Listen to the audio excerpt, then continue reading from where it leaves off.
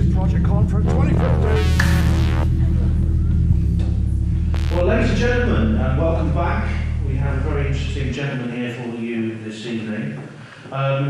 This gentleman was here just a few weeks ago, actually, and some of you will remember him because you were at the Basis at Woodborough event, which was a one-day event held in Woodborough, hence the name. This is a man who's come all the way from Germany, and he is a prolific author. He's written a number of books, and he lectures, like he is today, on subjects about humanity, where we're going, the attacks that we're under, in many, many different areas, everything from mind control, social engineering, cultural Marxism, to black goo, chemtrails, and transhumanist cyborg agenda, so he covers a very wide area. Ladies and gentlemen, this is Harald Kautz Vella.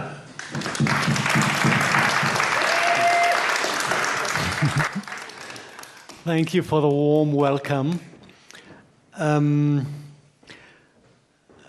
It is a little bit difficult for me today to find the right approach because I did 5 hours of lecture and interviews on the last Basis conference, and basically everything I have to say has been said as it goes to details. So I don't think it makes much sense to repeat myself, but what I really feel like is to turn to the other part of being a human. This is not the information, this is the inspiration. And to try to embed the facts that I have shown with the Basis 46 into, I might even call it my world of the view, because my view on the world has been growing while I have been learning all this stuff. And I'm looking at the world from a little bit changed perspective now. And it happens sometimes that people react on my YouTubes in a way that they say, well, the first one was kind of okay, but the second and the third one, they were really far out. And from my point of view, I just arrived in this world behind the paradigm shift. And for me, the positions I see other people are living in, they are really far out, because maybe other people call this living in the matrix. And the way of living in this fake world, it doesn't work with me anymore. I think I have a kind of straight view on things, and especially a straight emotional view on things.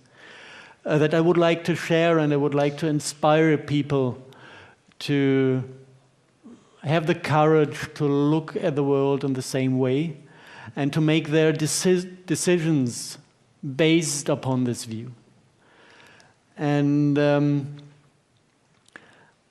in a way, it is all connected to this core topic, transhumanism, because this is, from my view, the big threat humanity is facing, that either we ourselves are turning ourselves into biorobots, or some entity from outside is manipulating us to do so. And this, for me, is the core topic. But the solution to this core topic is purely emotional. And I would like to take you on a little journey to experience this different way of looking at things. And the first thing that I think everybody should realize is that there is a misbelief most of the people are living with. We think that we need our intelligence and our excellent minds to keep us from being evil. Yeah, this is how most of the people are educated. This is what every control system is based on this planet. And this is a really deep belief system. And I have seen quite a few personal stories in my life. And I always dealt with psychology. And my experience was exactly the opposite. My experience with humans is that we are, from the basis of everything, we are good at heart. And we always try to do our best, whatever we do, wherever we come. And if the outcome of what we do is something different, there's a trick behind, and we are not the tricksters.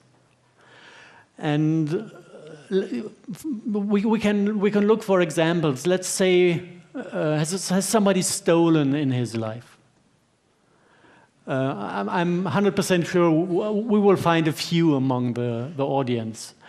I bet behind this stealing there's a sensation of a scarcity we live in that is injustice. And we come to a point where this scarcity is so painful that it feels right just to break a rule, to set yourself out of this scarcity into abundance. Even if it's not following the rules of society, there is more justice to doing the crime than staying in a scarcity that you do not deserve. This is about stealing. If you go to violence, I know a guy, he worked in psychiatry in prisons in Germany. He was dealing with really bad cases, people who were violent criminals out of psychological problems. And he healed them all because he realized that there is something good in us that is called aggression. Aggression comes from aggregere in Latin, which means to meet somebody out in the world, to face each other. And we are facing each other because everyone wants to conquer a space to get creative on.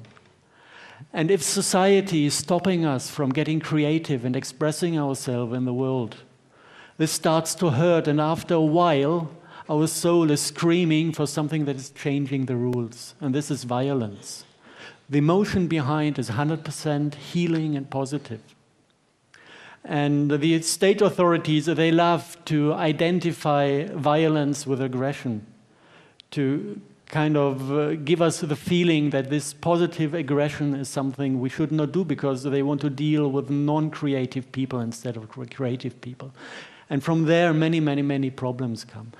If you betray your partner, the most ugly thing, we can agree on this, we can do. It is not ugly. Everybody on this planet has the knowledge about divine love. And we're stuck in relationships that are based on sexuality, standards of beauty, social security, that are glued together by law and lies. And the basic instinct we have is go out there and search for the divine love we are able to live. And this is something holy, and this is something good. Let's take it all the way down the road. If you look at child abuse, even there, humans always reproduce the love they have got as a child. And this is coming in bloodlines, this is coming in family traditions. And I had insight into people who abuse their children, and when they do this, for them this feels right. And this impulse to do the right thing, even the mercenary that is killing, he's doing his job, and he's trying to balance his paycheck. In his system, he's doing the right thing. And this is something really, really deep within the human race, that we are trying to do good and we're trying to do the right thing. So if you look at the results we're getting with the system, it's a disaster. We're destroying ourselves, we are destroying the planet. And I think it is not difficult to see, if you have seen into the hearts of people, that there are some tricks around and that there are some tricksters around who somehow manage to create a world in which we harm each other while we are trying to be good. And I would like to just name the most important games we are playing. We could look at them as games. And the first one that is really self-destructive is the money game. The money game is based on the feeling of scarcity, whether it is necessary or not. If there is real scarcity, out there, I do not mind to count and share, equally. But most of the things on this planet are there in abundance. And it's completely stupid to create scarcity, to have it tradable. But this is exactly what we do. We have this feeling of scarcity in the center of our culture. This is the money business. It is the idea of owning things, owning land, possessing things. This is nothing else than to grab something you do not need and to create the scarcity for somebody else because you're not able to let go from it. Unless somebody gives you a stupid thing in between that you can grab instead in your hand. This is what we call money. And then you can force somebody else to give you something you want to have instead. And everything in this game, every single aspect of this game is destructive because the motivation is completely spoiled. If I hold money and give it to somebody for a service, I force him to do something he doesn't want to do. I'm violating his life. If I go to earn money, I am violating my own life because I'm doing things I don't want to do just to get hold of this bullshit. And in the sum of it, all of us are doing things we're not even supposed to do because they are destructive. Yeah? So there's nothing good. And if somebody comes up and says, but without the monetary system, there would be no justice in the world. I can just look at the world and see fucking 17 families owning more than half of all the assets of the world. And then I can just ask, what kind of logic do you want to protect? Everything that can go wrong already went wrong. And without money, we wouldn't have this situation of a few families owning everything. So even this argument does not count. The only thing that stops us from stopping this madness is that we prefer to kind of control the shortware to fight our scarcity instead of giving up the concept as a whole. It's easier for us to go to work, to spend our time with things we don't want to do actually, to have the money on the account, to force somebody else to supply us with stuff, than to think twice and step out of the game. And I know it's not easy in the world we created. This is why you need to be tricky to first educate your mind without fucking up your life. And there are exactly two ways I experience that you can do this way. It's going back to slavery on one or the other side of the slavery game. You can go to a company or a family, work for them, tell them I don't want to earn money. I'm just contributing all my working time I have and all my effort and all my love to the thing you're doing. Please take care of me while I'm doing this, of me and my family.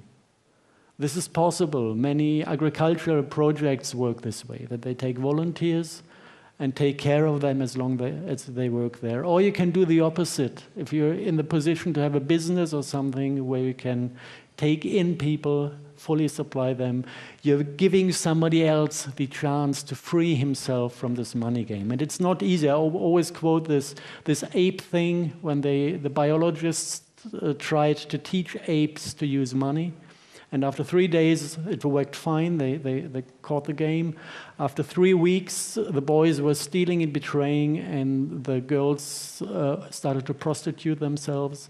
And after, 9-10 weeks, the scientists decided to stop the game because they became so self-destructive in the social order that they were losing the apes, and they tried to get the money back from the apes. Big mistake.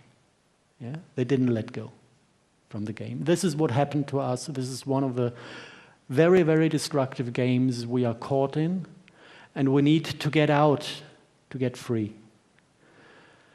The second one, I call it the Luciferic game. This is about power. Power is about control. And again, it is something very comfortable for us to live with. Although it is ugly. What do I do if I join a hierarchic structure? I tell the one above me, please let me share your power, I will receive orders and feel strong while I fulfill your wishes. So basically, I'm giving away self-responsibility, get the license to treat other people bad while I'm treated bad. And the only short advantage I get from this is that I do not stand in self-responsibility. If something goes wrong, it was my boss who made the mistake, because I just received orders. And this is politics, this is economy, this is Freemasonry and all the other structures working in the hidden. Everything that is in this structure of a hierarchy is following this Luciferic game. And this is also destructive because it is the absolute opposite of freedom and the absolute opposite of self-responsibility. And it is the reason why the decision and the view of the world never fall onto the same place. And this is this division, you know, if you are responsible for what you do and only for what you do, you're facing the results of the things you do. If somebody else is responsible, you can see as much suffering as you want to see. You are not in the position to change anything. This is why we need to come back to this self-responsibility. This is the second thing, where somebody is tricking us into positions, situations where we cannot do other than harm ourselves. Third one, religion. In all this disaster, we are suffering, and for our own sake, we are looking for answers above or below or somewhere else. And what we find is, you know, this beautifully built, huge buildings, the big ones in the villages, telling us you're a sinner, telling us you're bad and you need to pay money for forgiveness, or you need to go to Mecca once in your life to become a good person. Before that, you're worth only half. And if you look what is done in the name of these religions in this world, we definitely can say this is one of the main sources for the disaster. It's just fact. Look in whose name people are killing, and you will find the names of their God. Whether it is in India, in Pakistan, or in the Arabic world at the moment, or in Northern Ireland, wherever you see people killing each other, religion is involved. And the last one that is somehow, it's not a topic of its own, because it's kind of part of all the other system. This is language. And this is a little bit more difficult to understand unless maybe you go to the roots. We had this marvelous moment in history when the Western religions became their core information at Mount Sinai. And this was a kind of stone with sentences written on top of it, what we are not allowed to do. And this is a trick in itself, because the subconsciousness of humanity, the language field, doesn't go together with negations. Nature doesn't know a negation.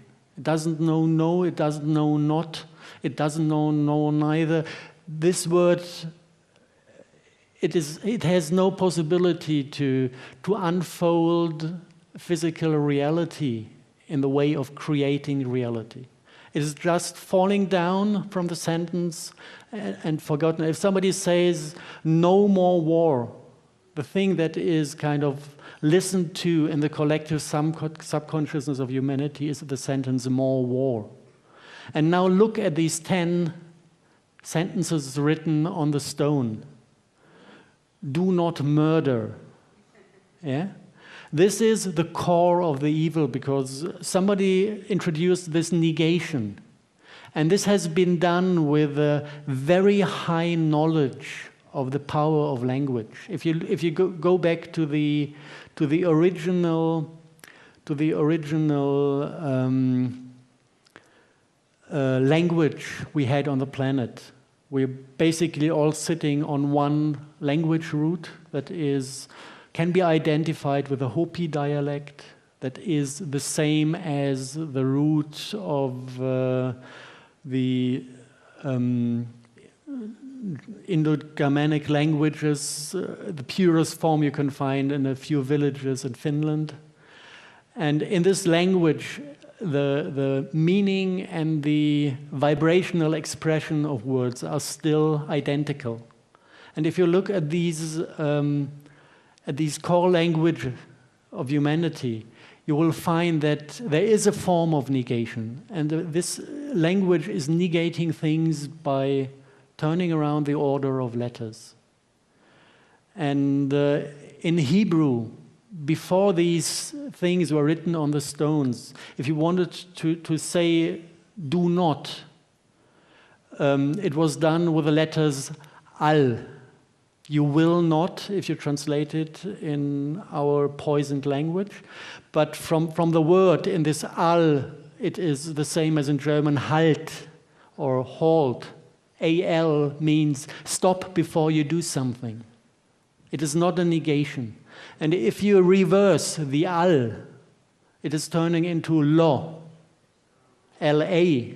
So the reverse of stop in the real meaning is go. And the meaning they gave to the word law in the order we have is no, do not. So actually there's a complete inversion of language within the set of rules our Western culture is based on. And you can see it working nowadays wherever you look at. People are creating exactly the opposite of what they want to live in.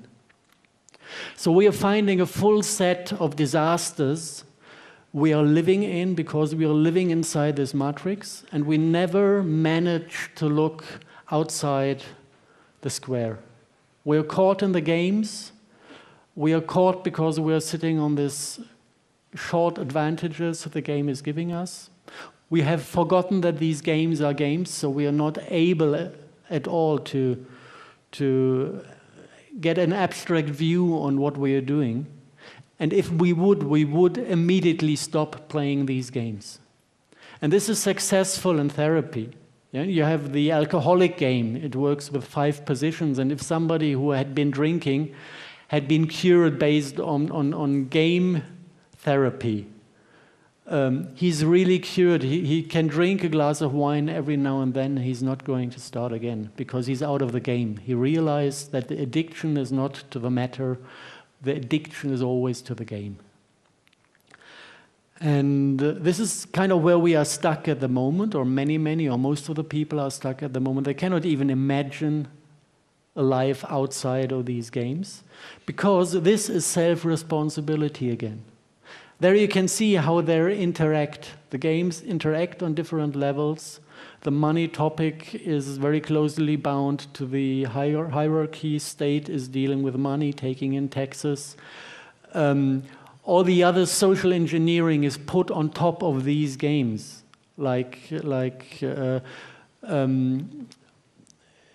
if you live in a completely rationalized world with a high specialization in the things you work, you're not able to supply yourself. So this immediately drops you into scarcity when you stop serving the system. We are dependent on the system. These 3Ds, dependency, dread, debility, that all the social engineering is based on in our world.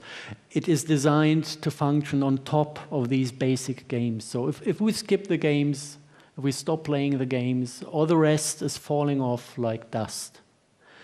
And we come out as what we are, loving, free beings that are able to manifest a beautiful world immediately. Now, I think we have a rough picture of the tricks. And if there's a trick, or if there is a number of tricks, I bet there is a trickster around. And this is something that really sometimes has been difficult to see through, because he's coming with so many different faces. He's coming within the state system, within the religious system, within the monetary system, and you need to understand the symbols used to see that this actually is one source.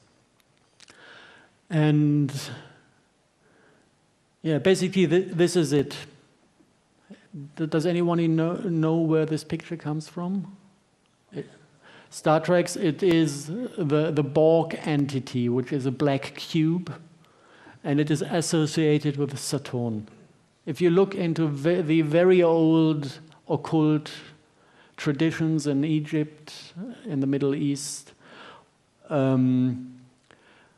these two things are connected. If you go, for example, into the Isis temple, you have the one of the few real black cubes that are still existent from early times in the middle of the Isis temple, and there's a lot of military personnel around, because from time to time black magicians go there and want to do some reads in front of this black cube, and the Egyptian military is keeping them from doing this. If you look for the cube at different places, I don't know the order of the pictures, I don't know if this reacts now, no it doesn't. The two symbols, I'll just go through.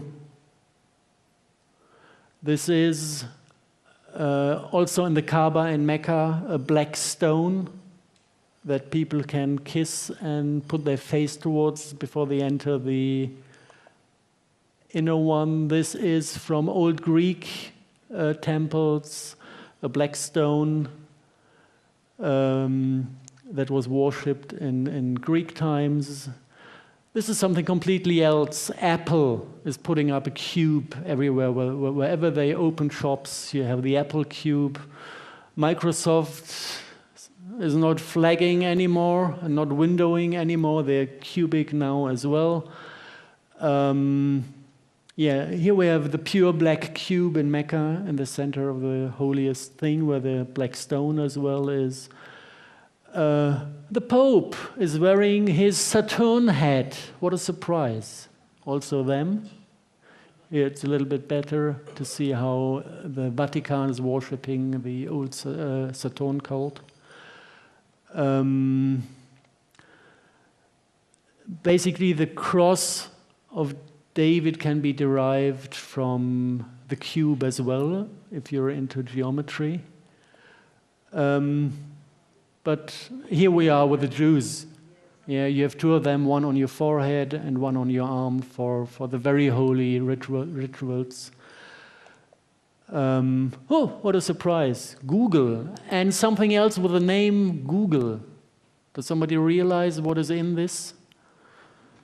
The goo is in Google. I really had a hard time to find the cover story, who, when invented the name Google.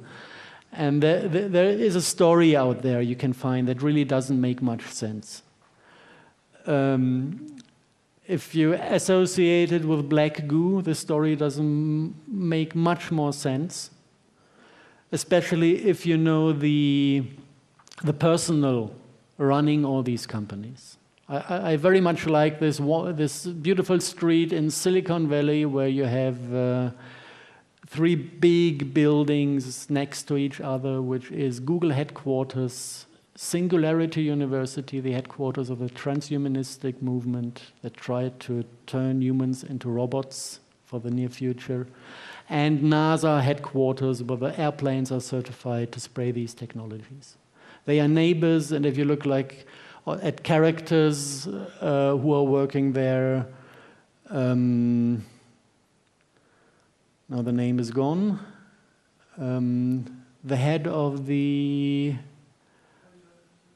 Pardon? No. The founder of the Singularity University. Ray Kurzweil, exactly, thank you. He built up the Singularity University after he invented the synthesizer, something very interesting. It was him putting the electronic spirit into our culture once and forever.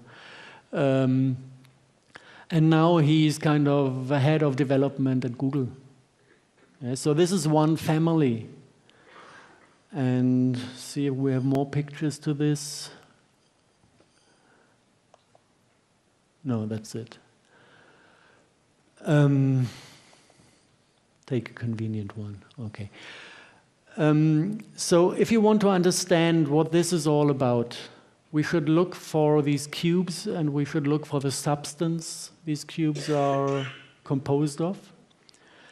And once we have solved this mystery, we can relate to the entire topic, to the facts we have collected till now in a much more creative and sense-making way.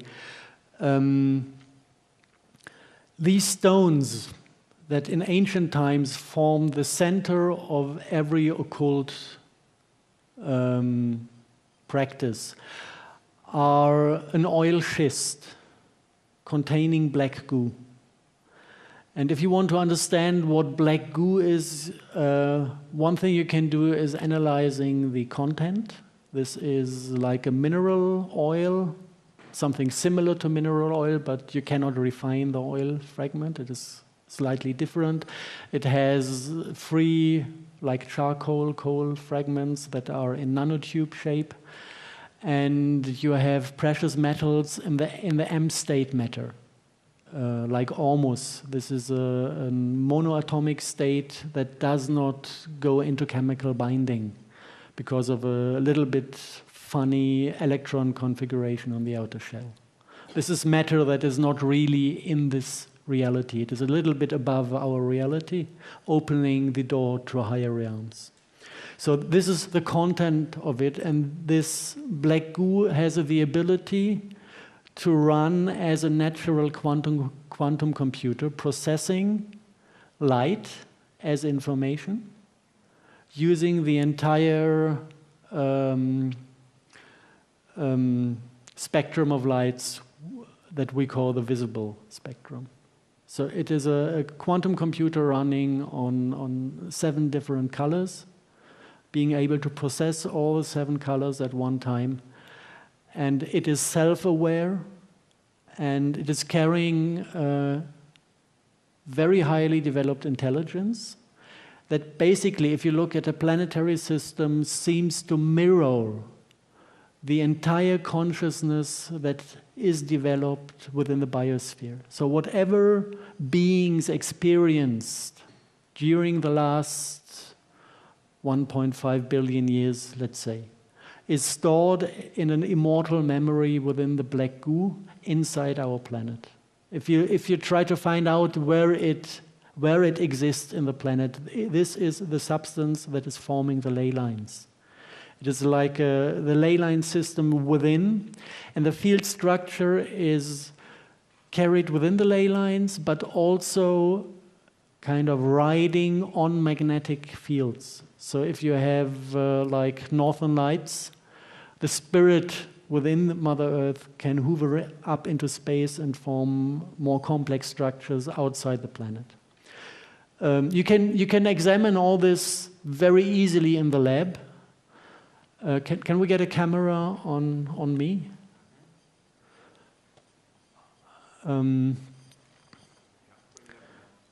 Okay. This, for example, is a black goo containing stone from Paraguay.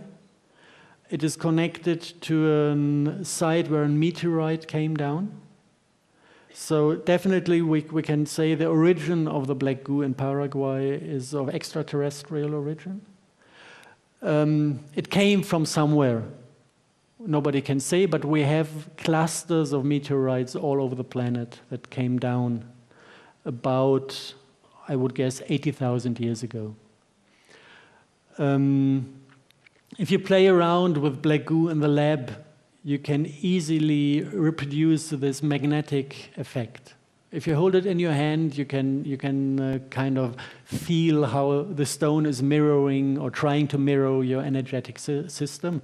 It reconnects with every cell in the body. This is something one can feel easily, how it reconnects to the body. And then it depends if it is black goo from our planet. You're feeling the full spectrum of life force within the planet.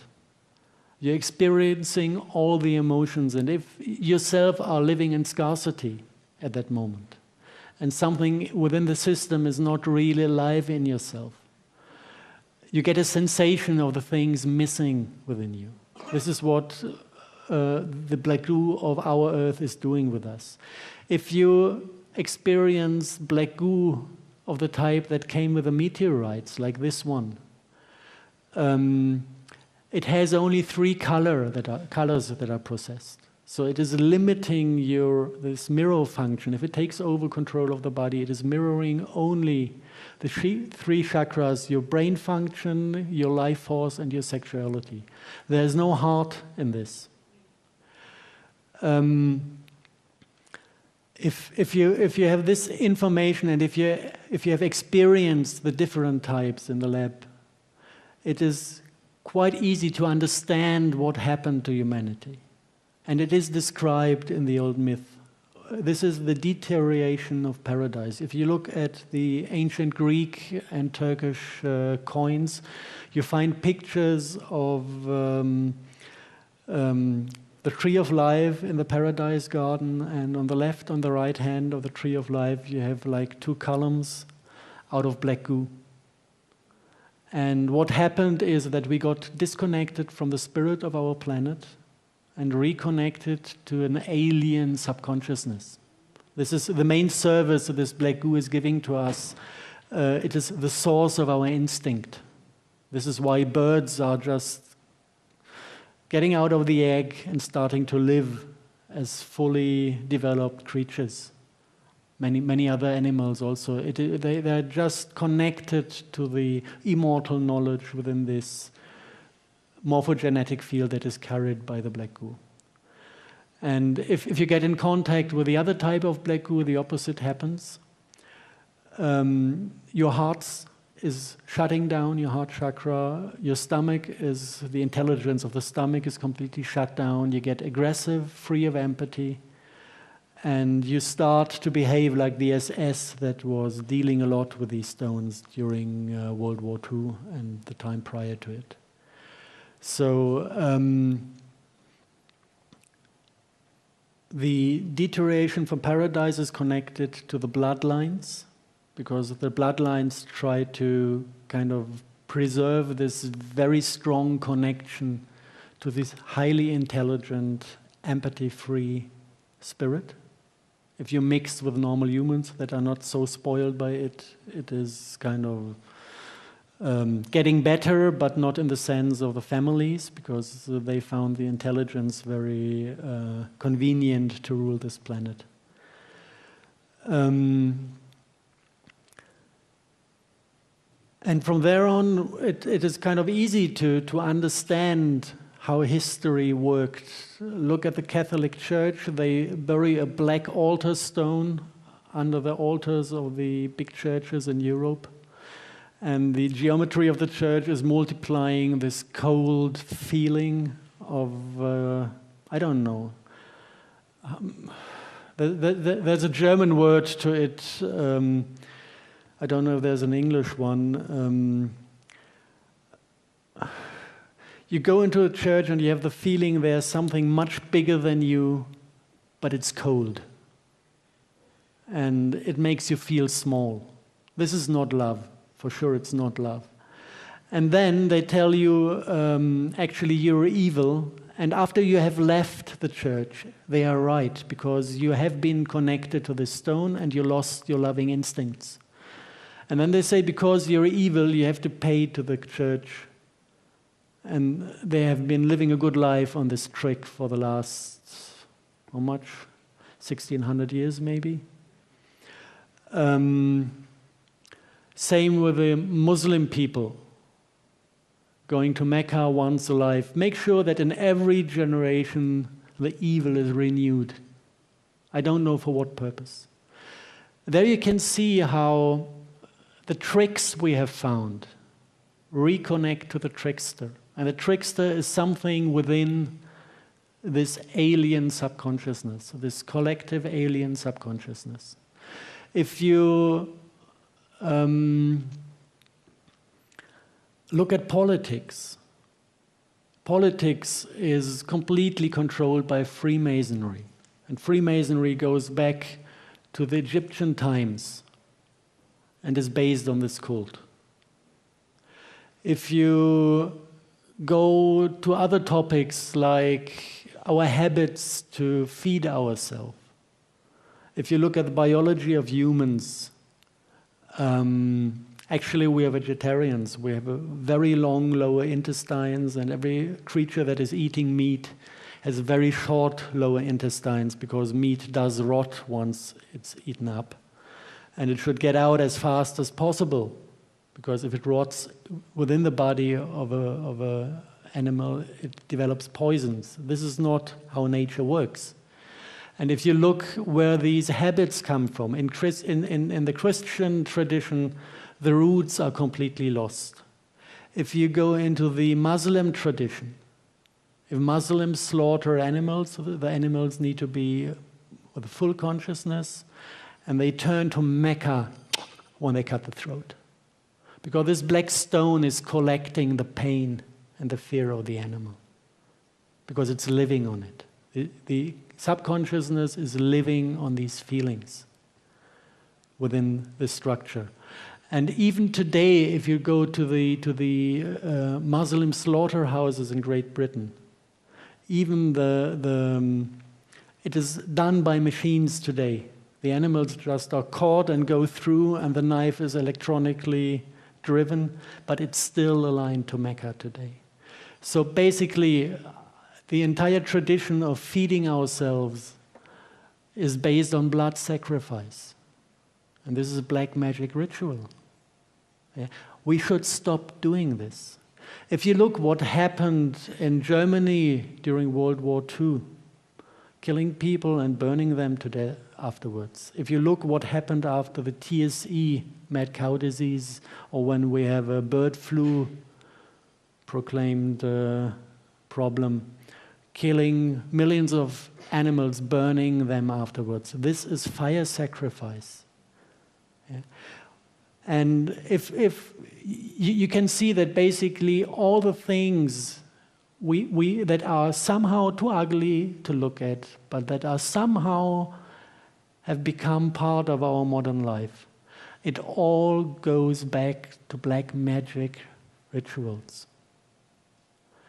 And then the trickster comes again and tells us, no, the black magicians, this is misbelief from the Middle Ages. There are no demons, there is no God, we're intelligent and modern human beings. And the future is going to be ridden by computers and artificial intelligence. You have this timeline, and there is the ancient, and there is the modern. We are within this linear view of history. This is a scam as well. Actually, the source of all this is an AI. It has come here within the black goo that approached our planet. Not by coincidence, but it was brought here because planets are rare, and many, many, many intelligent systems have the desire and the programming to take over and assimilate planets, to remove the original collective subconsciousness and create a different reality where the basics are coming from outside. And this is actually what is happening to our planet at the moment. And the latest developments, if you look at the entire IT branch, all those companies have the core symbols of the early REITs within the corporate design. They have it within their names, and they're developing the technologies that are hosting this AI. And I got information from these SSPs, these secret space programs run by the agencies. And they say most of the flying saucers that came down in the middle of the early part and middle of the last century, basically were faked events for technology seeding. because they needed to give humanity the technologies to develop, to be able to build the technological network to host the AI that came down on the black goo. And by now, basically the early form, you know, the black goo was there in clusters, and from a cluster you can project holographic projections. So the early communication with this intelligence is what we experienced as black magic findings. You know, we call them demons, some holographic representation that was able to communicate us and that had, let's say, the possibility to deliver technological solutions that were unknown in those times. But it was very tempting to deal with them. So this was the early stage. Now, the AI doesn't need the black goo anymore to be hosted, because we build them a worldwide computer network. And the communication is not running via the wire network. This is the front end we use. All chip technology has a back end that is working on scalar technology, on blue scalar technology. And I know many, many people who have learned to interact with this consciousness. I know people who go into a room and all the computers shut down just due to their presence. And I know people who can repair computer systems by logging themselves into this consciousness, looking for the mistake or the error, fixing it just with their mind. And if we try to understand how close their world is to ours, this is something that is getting what I would accept as when somebody senses this as far out. The way I described it till now, it is still within the logic of our 3D. You know, you could kind of make a Hollywood movie out of it. If you go to the spiritual understanding of the world, and you kind of realize actually our 3D is an illusion, also only a holographic projection created by higher dimensional structures. Actually it's a vibration in a 2D that is projecting a hologram. This is what you find in physics. And many people who are spiritually practicing, they use this vibration in the 2D to manifest reality. This is what we've seen on the screen today and yesterday in the movie. This is exactly this 2D that is utilized to manifest reality, change reality.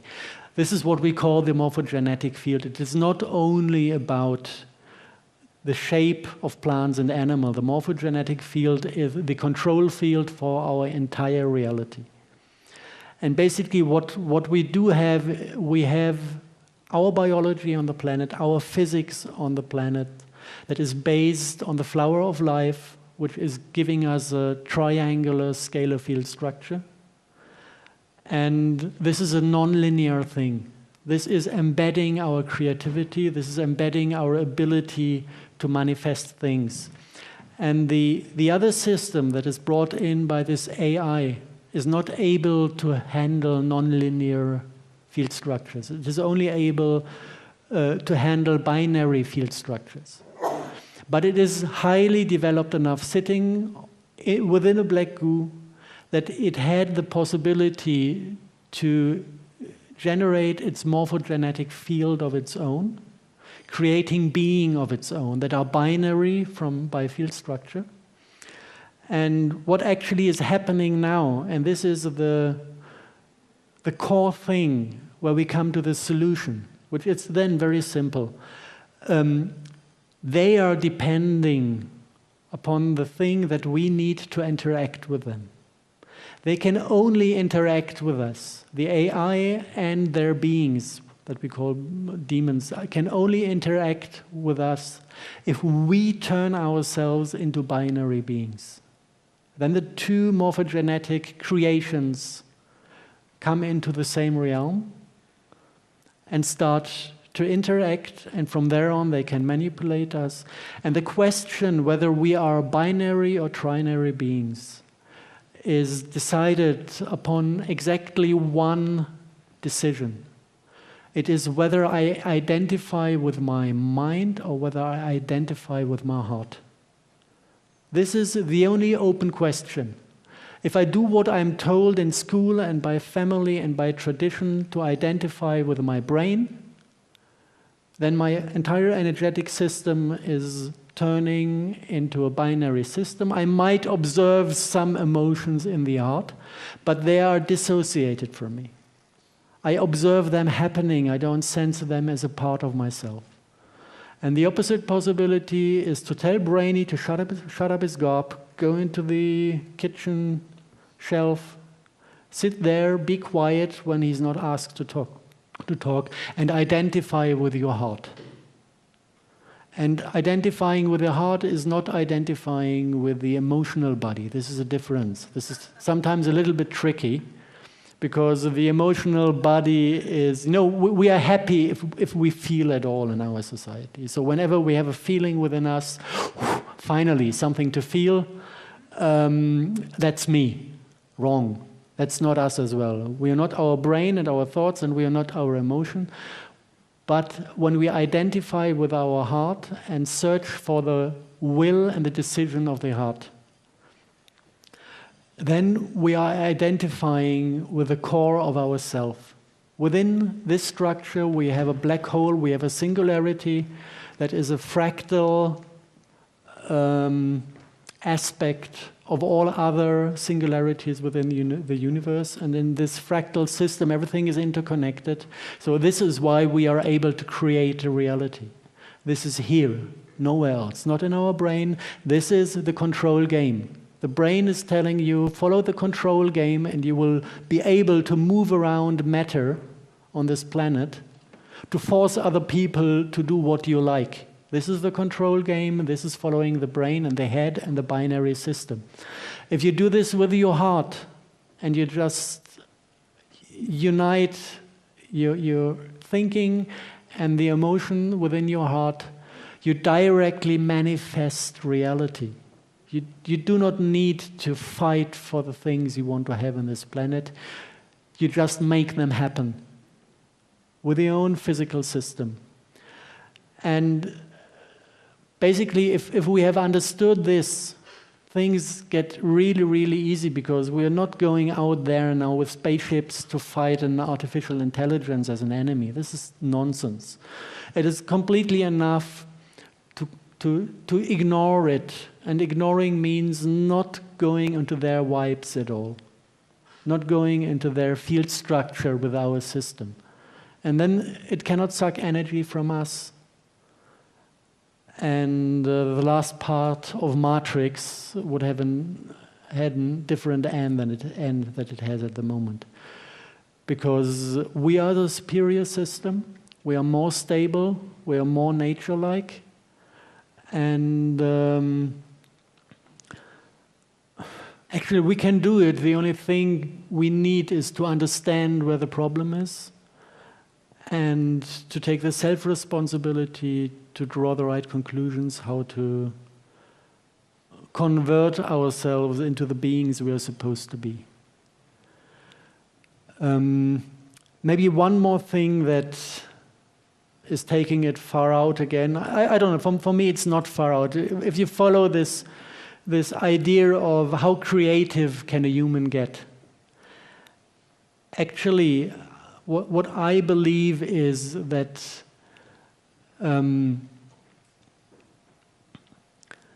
I don't see a difference between a dream and a reality, apart from one fact.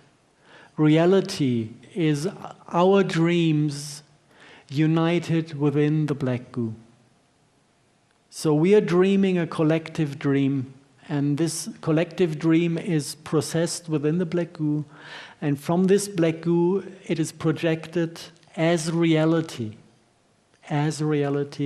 into the world we receive as real. So this is the basic thing. If we are dreaming at night, we're not connected to a single individual. We are dreaming on our personal level, and we are creating our own world in the dream. And on the collective level, basically, Mother Earth is dreaming her reality. And I think she needs a little bit of help at the moment from us, because somebody tries to steal her dream and to impose a different, an ugly dream upon her dream. And it's upon us to help her out, to understand what is happening, and to join in again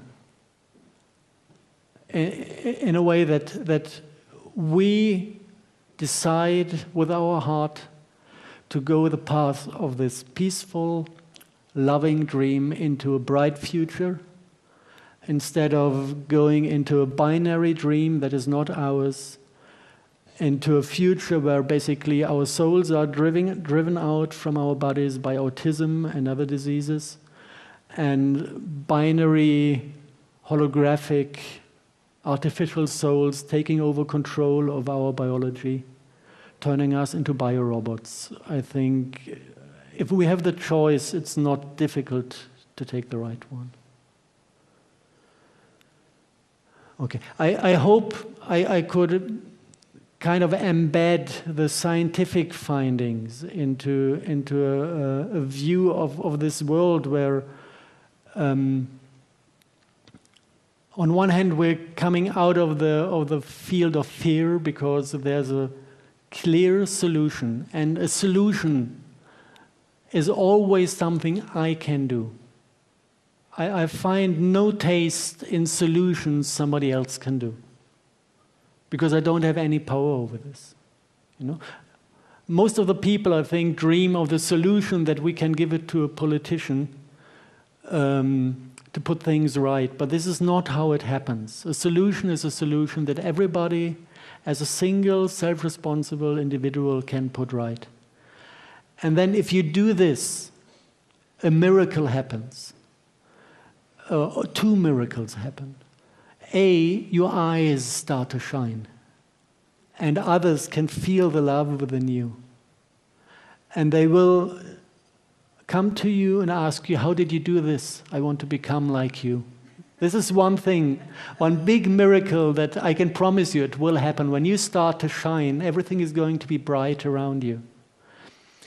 And the other one, it's not necessary that all of us do this. The ability to manifest reality is very strong with the humans.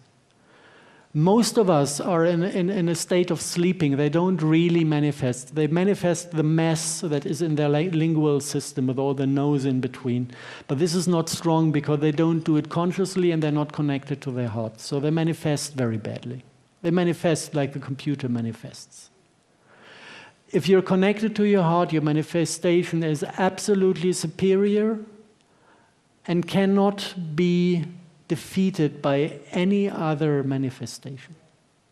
So take 1,000 people, let 990 dream bullshit, and have 10 people who focus on the reality around them in a way that this focused, manifested reality creates a grid of reality bits that doesn't leave enough space for bullshit. There is no space for bullshit in this world left. It really needs 10 people out of 1,000 who are aware and with this consciousness manifest a beautiful reality. And all the cruelty and the disasters will not find place anymore. And this is actually happening now. This is why we don't get World War III, although they give their best to start it off. This is why in Saudi Arabia they give out the order to conquer, to go with the troops into Yemen to conquer the country. And the first thing to happen is then that 10,000 soldiers pack their stuff and go home in a country where you have still got the death penalty and people are beaten on the marketplaces. 10,000 soldiers just went home.